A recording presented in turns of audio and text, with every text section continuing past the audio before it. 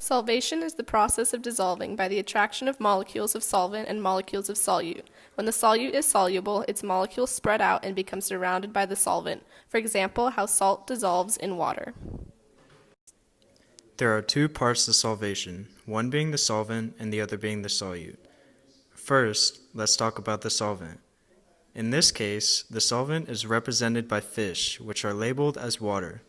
During the process of solvation, the solvent acts as the substance that dissolves the solute, resulting in a solution. The solvent is usually a liquid, but it can also be a solid or a gas. The amount of solute that the solvent can dissolve varies based on temperature.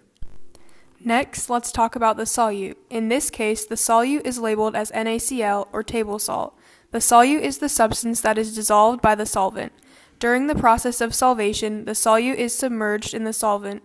If a solute is soluble in a solvent, its molecules or ions spread out evenly, which leads to the dissolving process.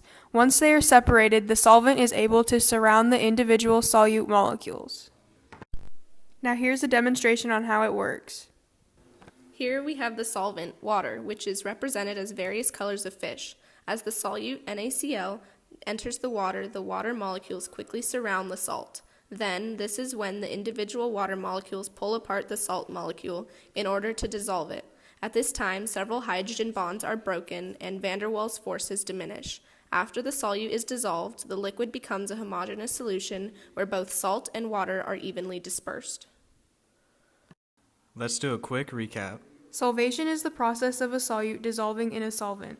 Dissolving is when both the solvent and solute become incorporated in the liquid to form a solution.